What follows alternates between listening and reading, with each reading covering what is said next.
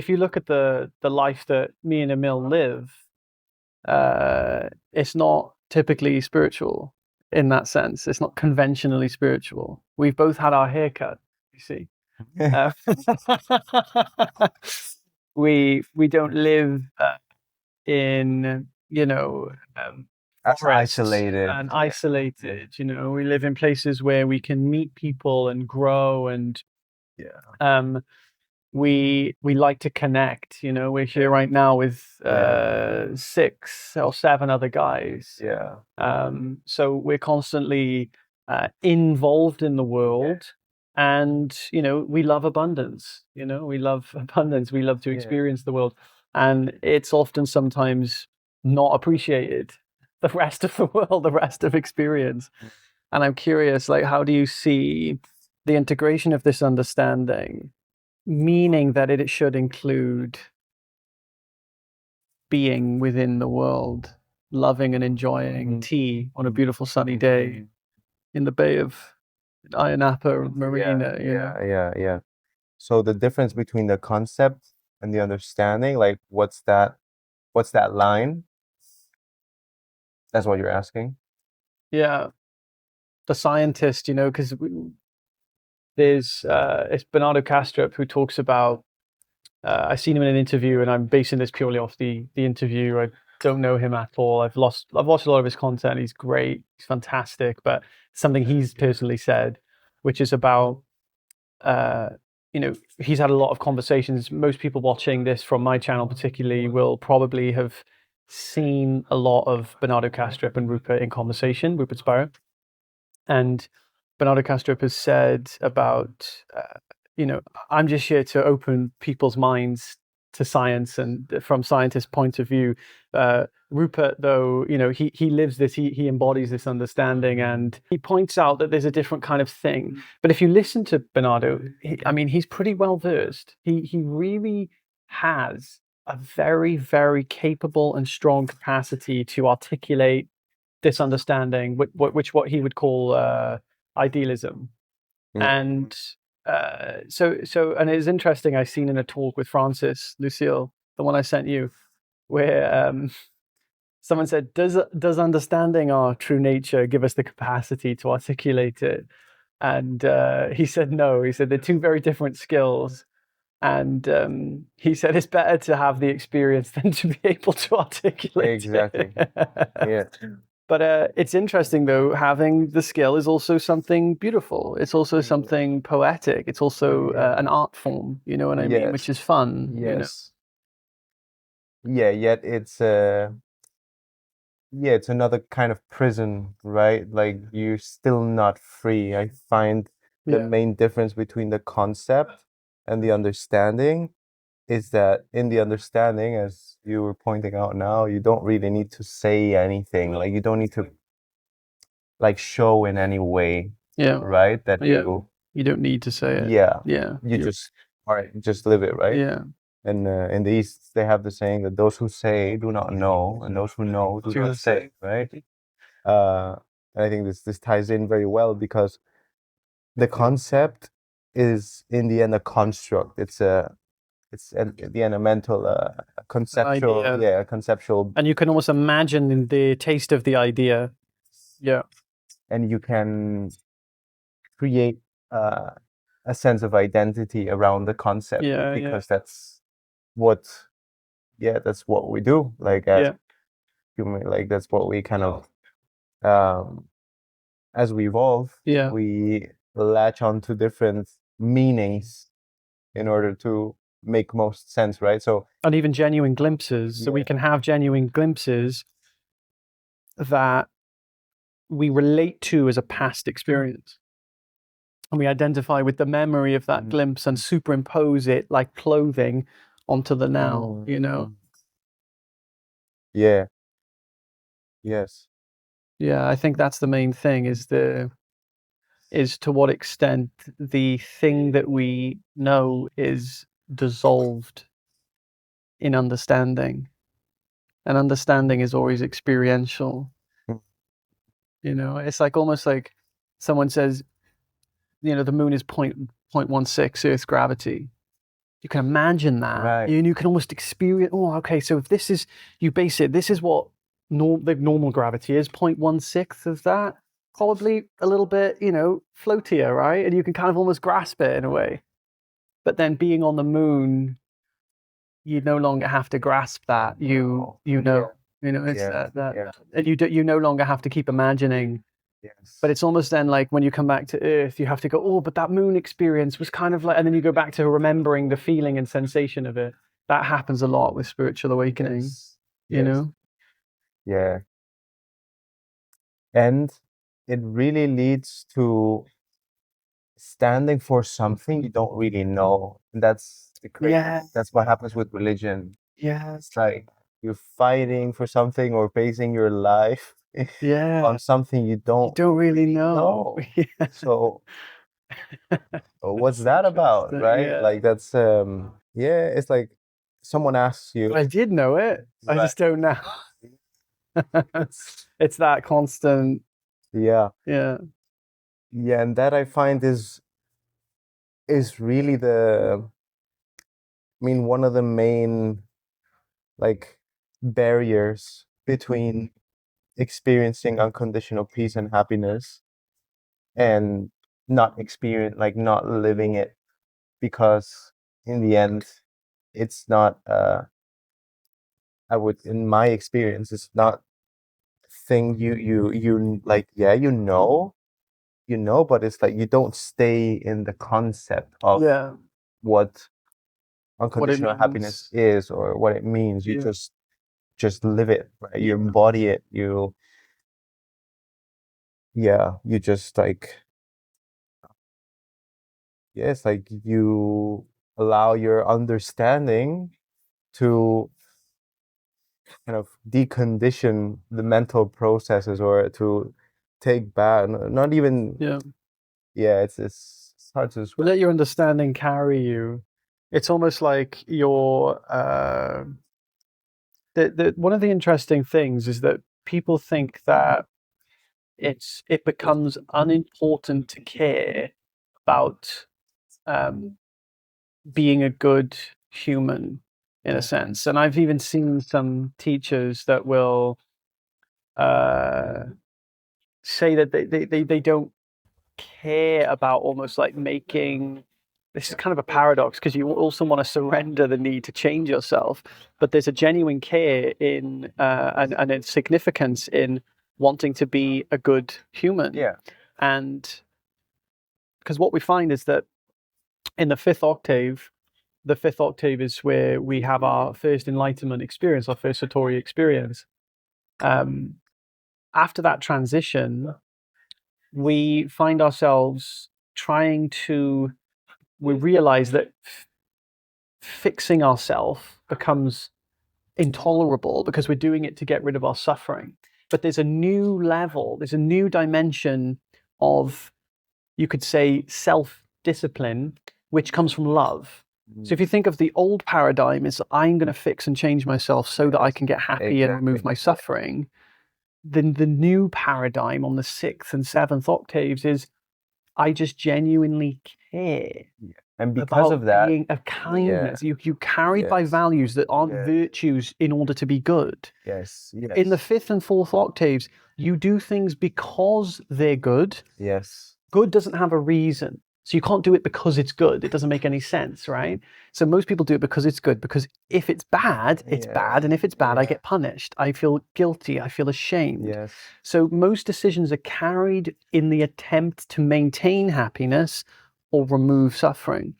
The new paradigm is that you still care about growth on the material level, which is a 4th octave thing, but you care about it in a way that now is integrated with a lack of suffering, which means you don't care whether it's good or not. You do it because it's what you are. Exactly. And it's an interesting nuance because it validates the idea of progression without making the progress unaccessible, because if you progress with the desire to remove suffering, you will not progress, and that cycle will keep happening until that That's happens. the paradox. Yeah.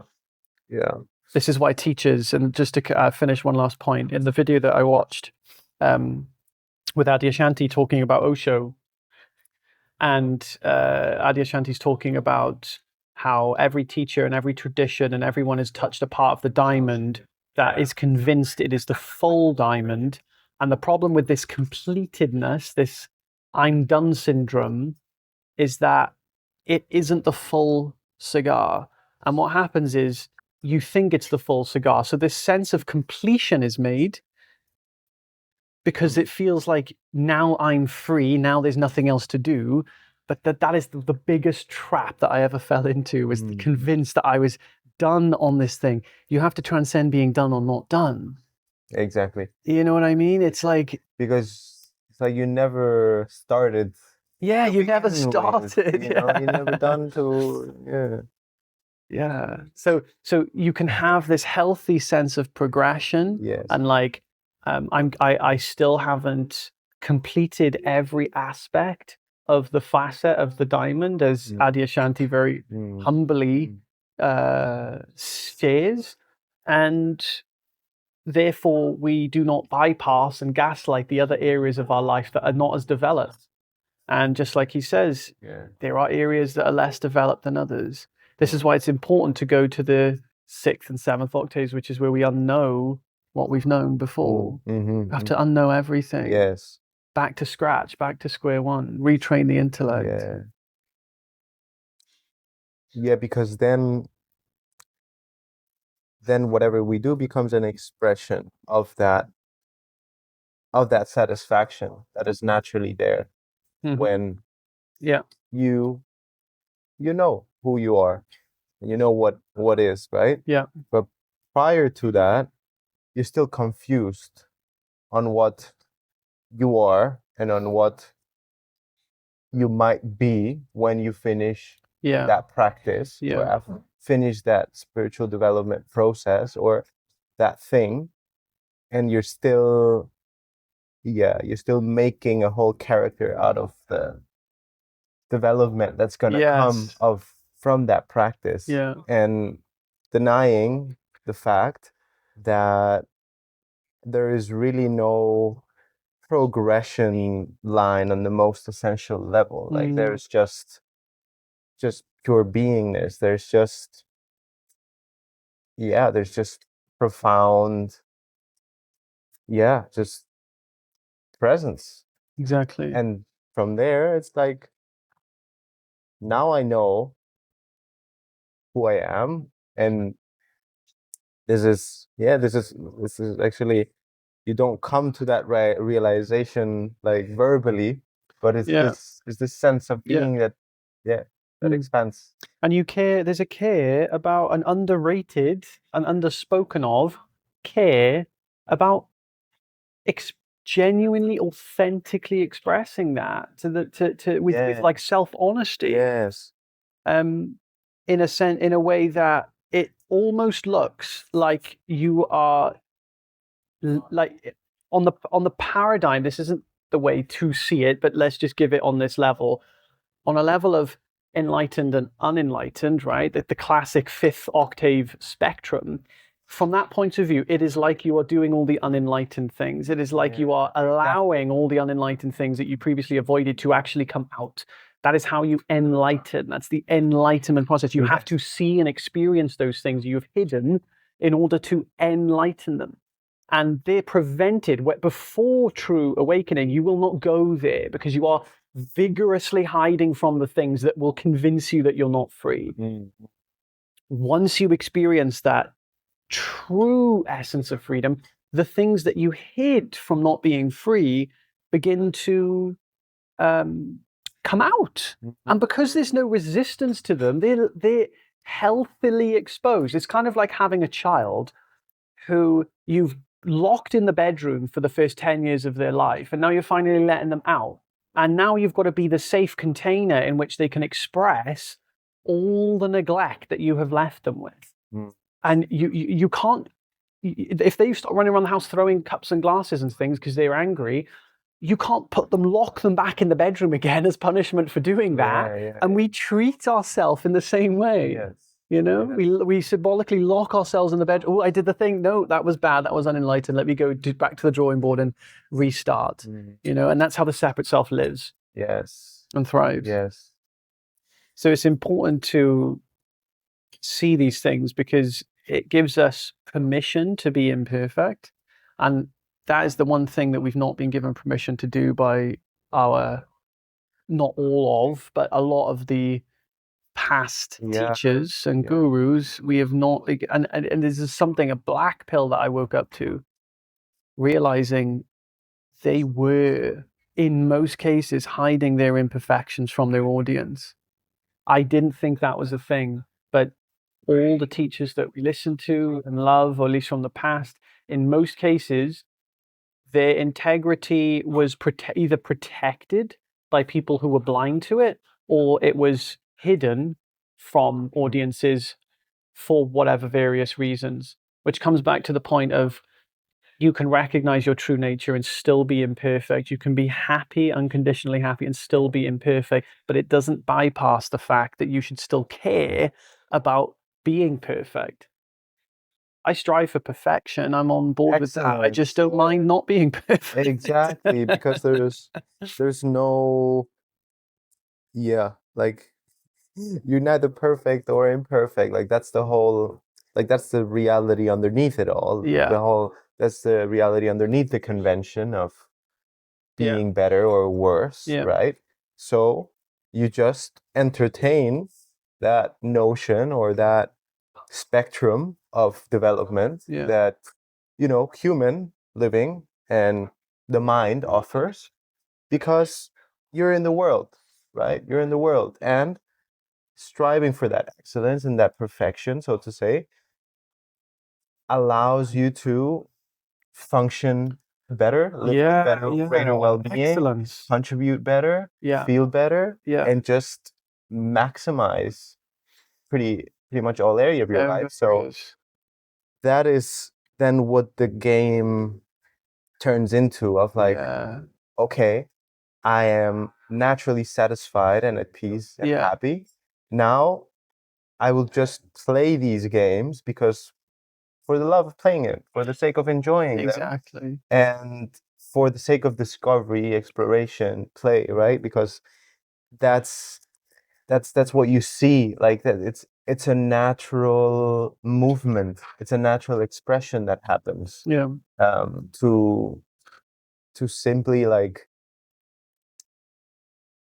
to explore, to open up to better ways of living, really, because that's how you, that's the direct impact you see. Like your quality of life becomes tremendously better the moment you are able to make more money, the better you're able to have time. The moment you see you're able to be more authentic in your relationships and less conditioned.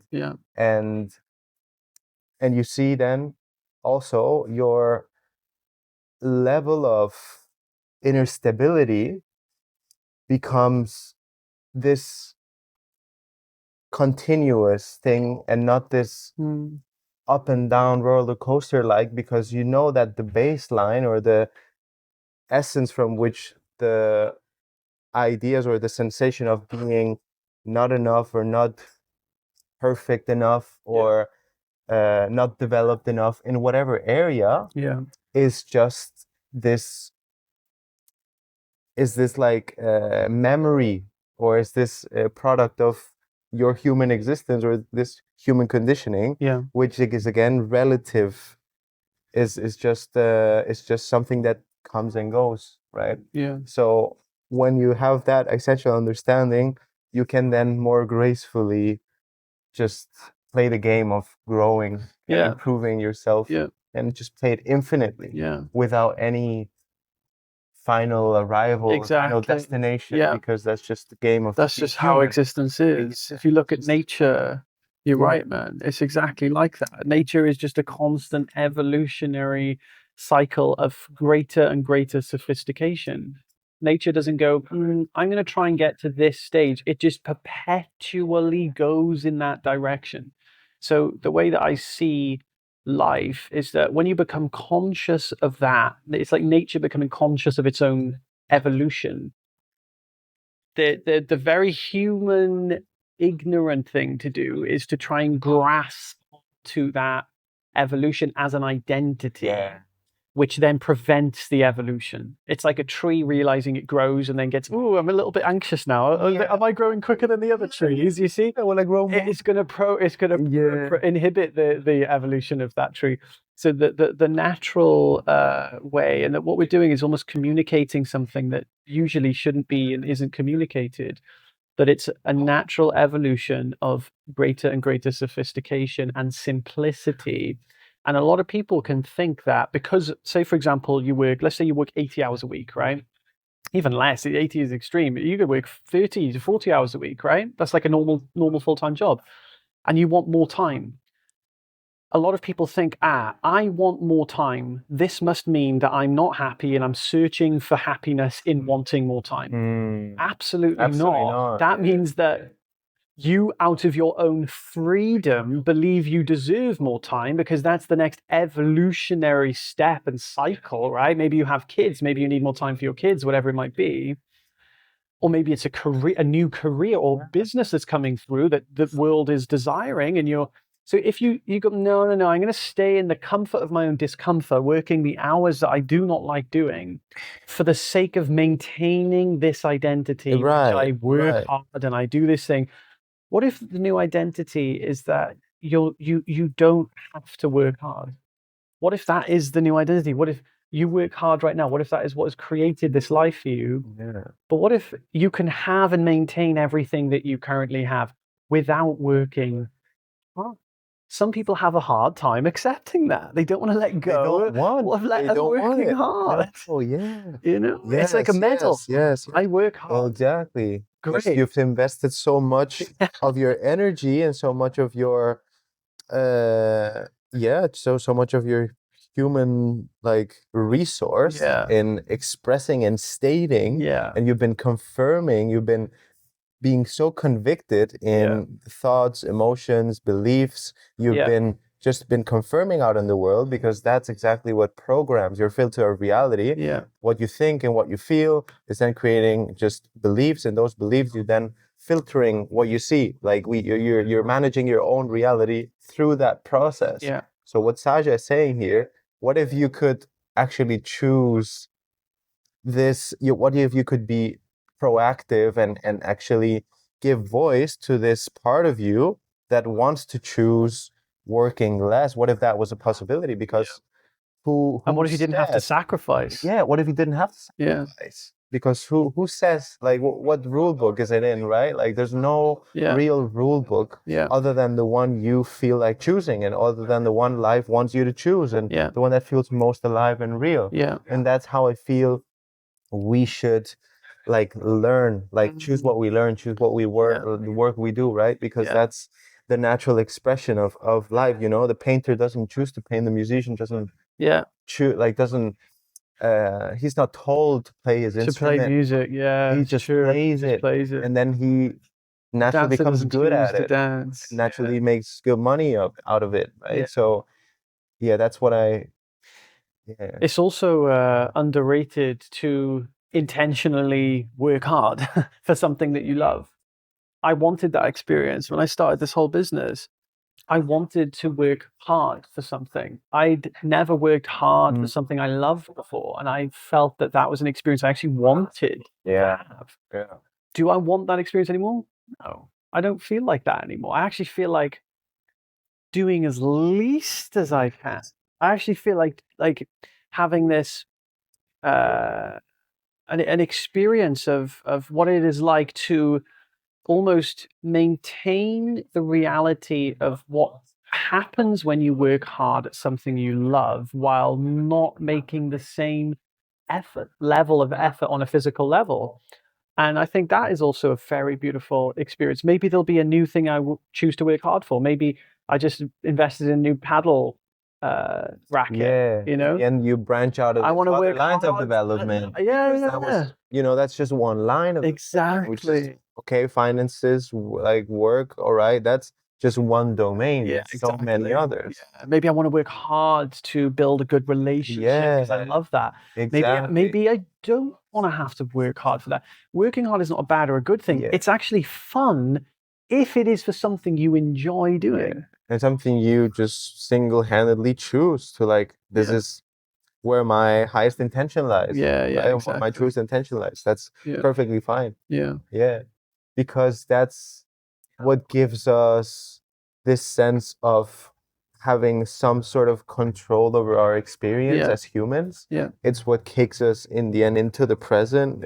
Like it's I mean, it's the famous flow psychology. Like, this is what it's all about. Like, it's not about working hard, but about maximizing enjoyment. Because we humans seem to fun maxing. We seem to fun max when we have a clear set of rules, a clear target, and the challenge that the situation throws at us matches our level of skill, right? So that's where the where the fun comes in, and that happens in the learning process. It happens in the execution process. So that's really key. That is 100%. So how do you see, what if someone's listening right now and they were in a stage where they aren't living the life that they would prefer to live, and they're on the spiritual path, and they don't want to necessarily sacrifice their spiritual path, and they don't want to mistake like, oh, but what if I want to change my life because I'm seeking happiness again? How would you go about helping someone reconcile living a life they genuinely find more fun, that they genuinely enjoy, that is different from what they're currently living? So changes do have to be made. And how would they go about making those changes to make their life more fun? I feel like it's a thing of, again, like, if you want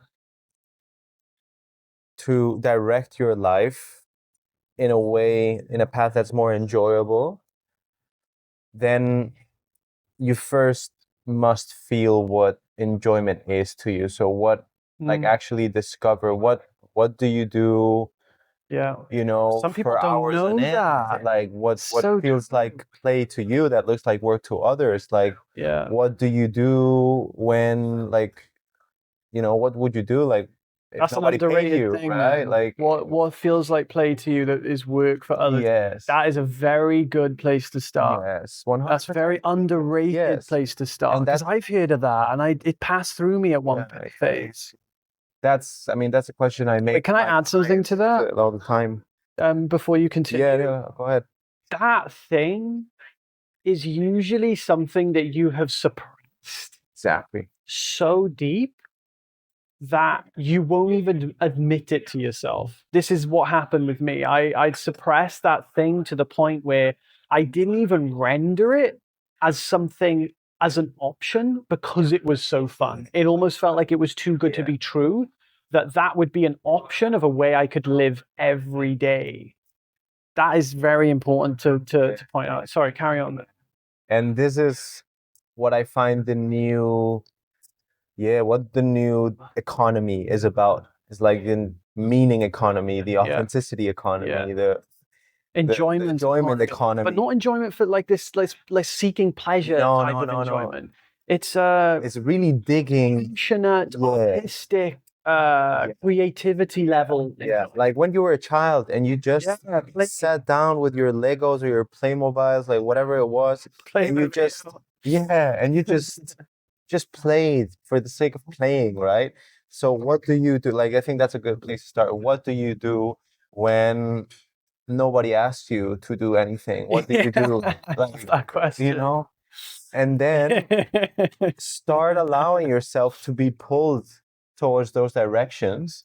Because, like, that's where the clarity starts happening. Like, from that, you know, from the possibilities that those questions open up to you, think about that reality, like what reality, what way of living truly feels authentic and truly feels joyful and just peak. What feels like peak living to you? Yeah. And you won't, if you've come to a level where you're decently honest with yourself and you've distinguished your learned likes and dislikes, and you're actually able to distinguish what you truly like from what you've been told to like, then you'll start to create a picture that is basically going to look like your vacation, your 24/7 vacation.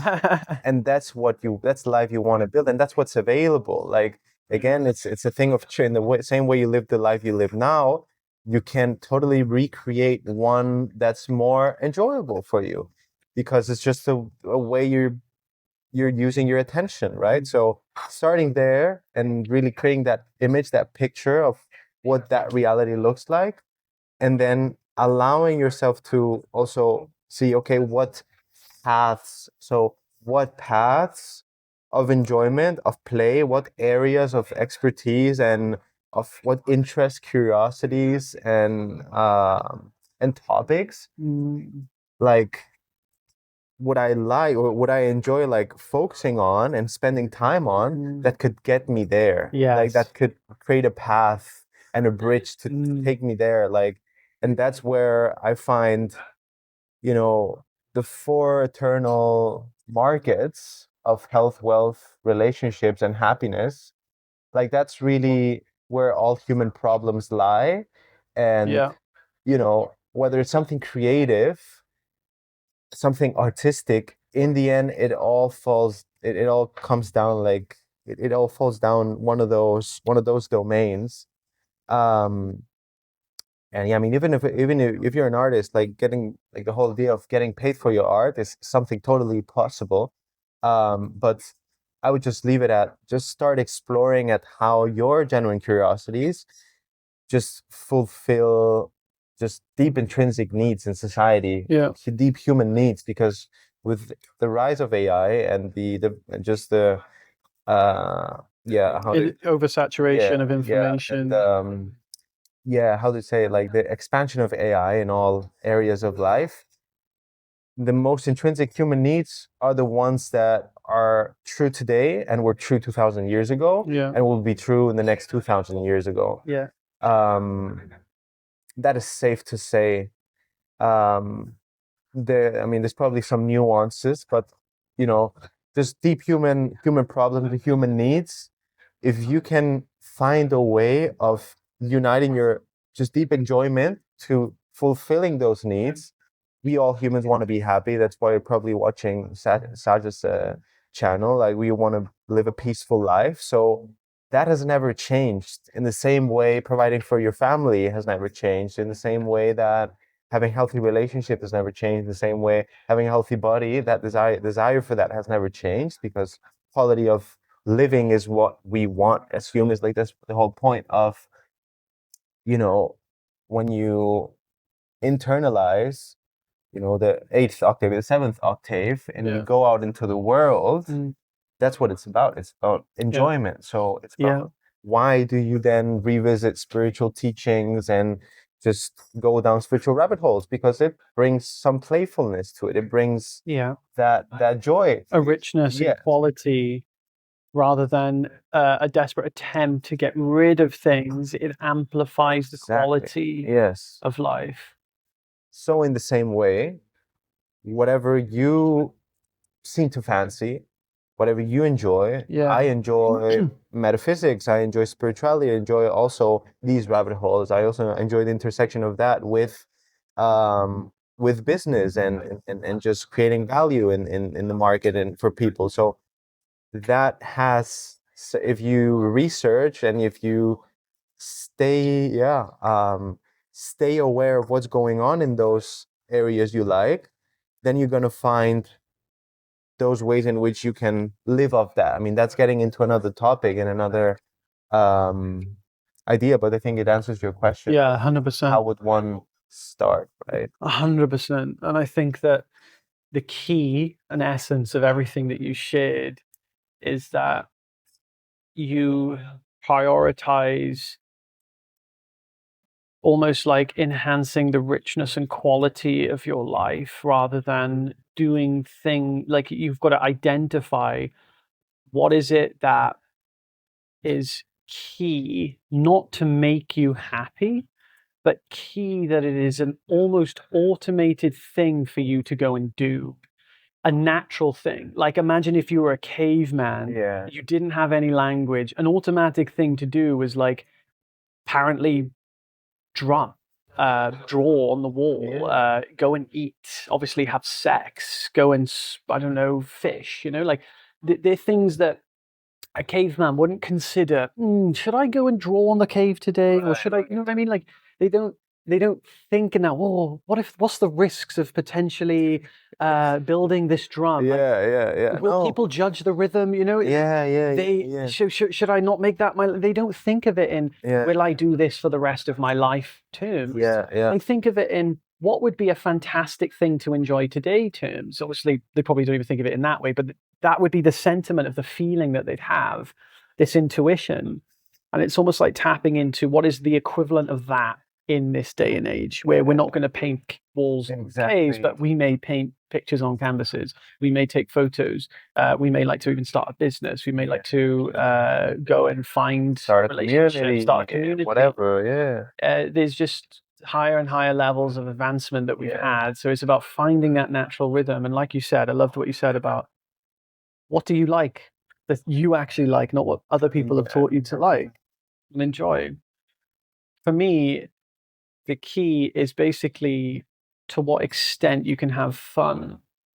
And there's a reason that we start out having fun in this life. We start having fun. Babies laugh before they even know what laughing is, which is evidence that embedded within our code, our source code, is humor, joy, happiness, delight, surprise, and the enjoyment of delight and surprise.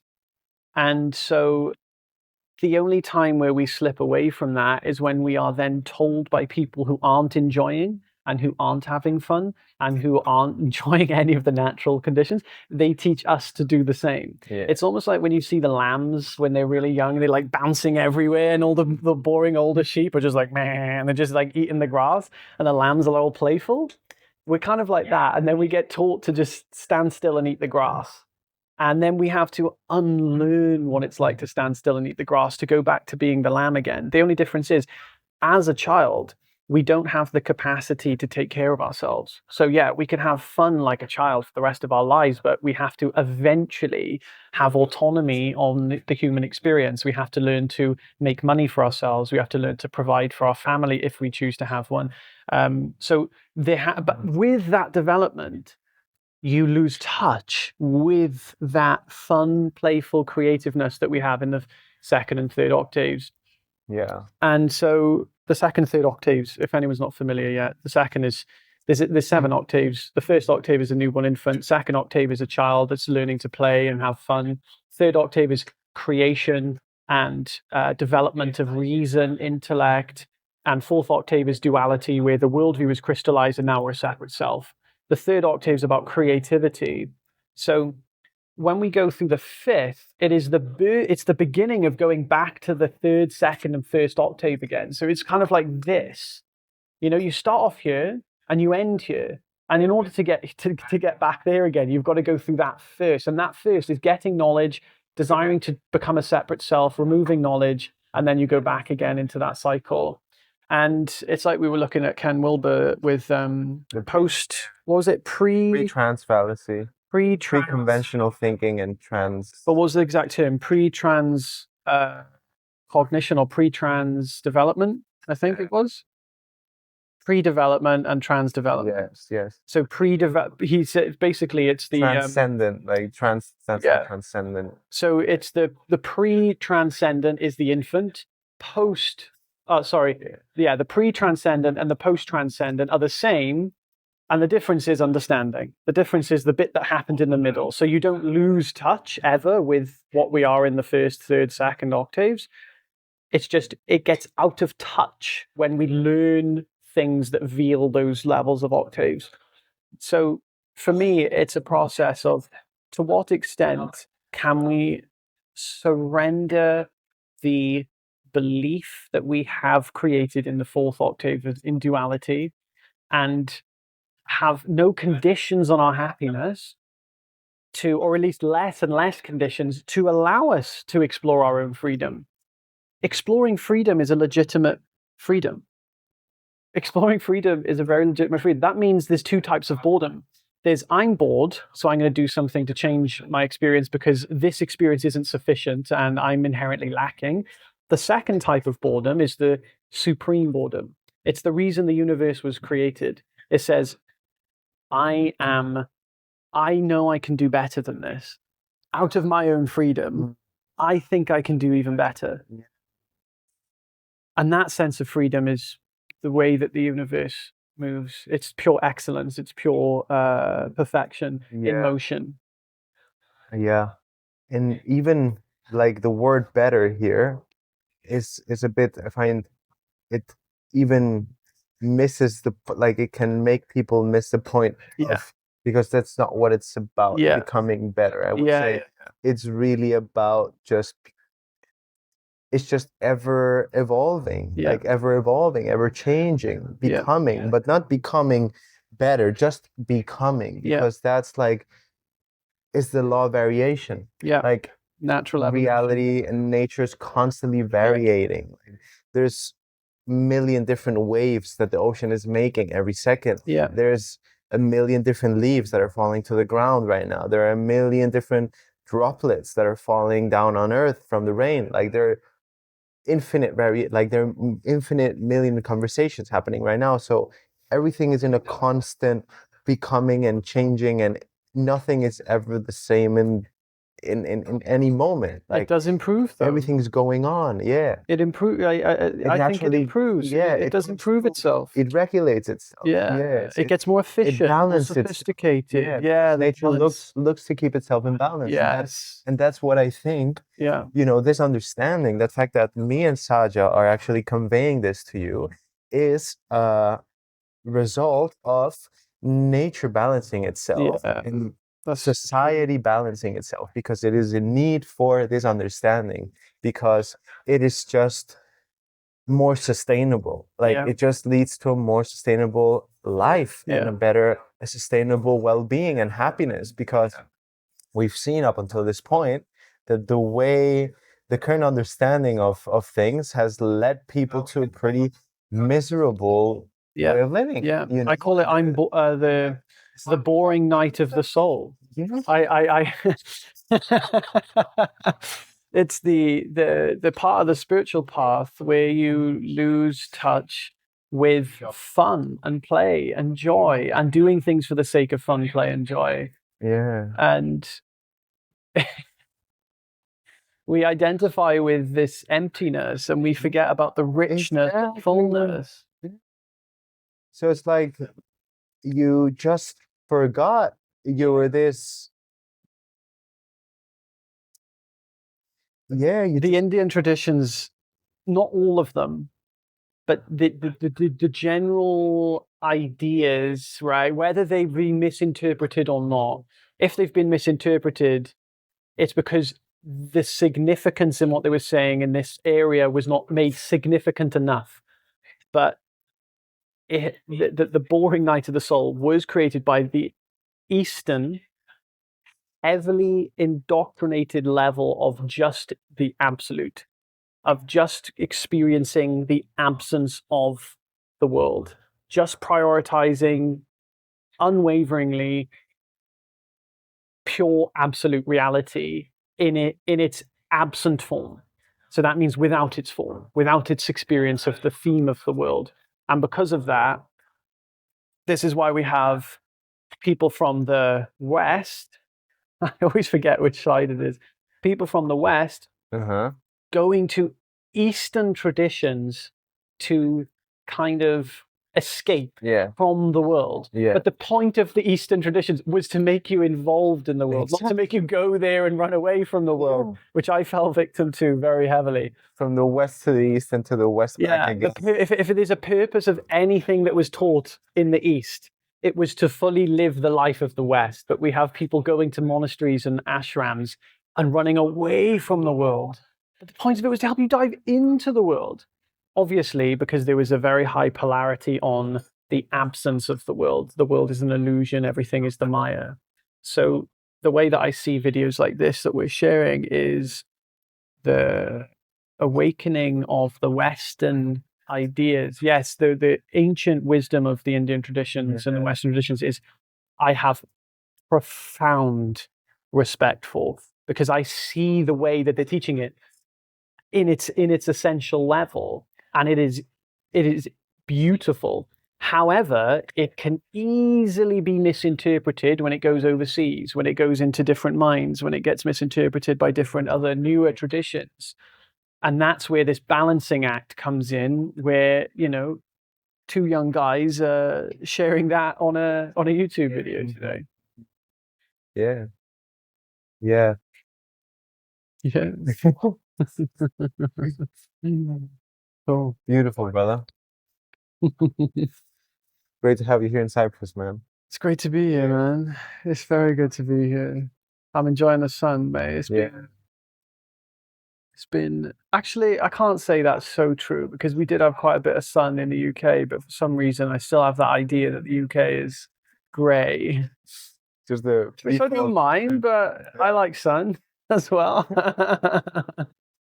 Emil has a YouTube channel and an Instagram. I'm going to add this. So this will be linked to Emil's YouTube.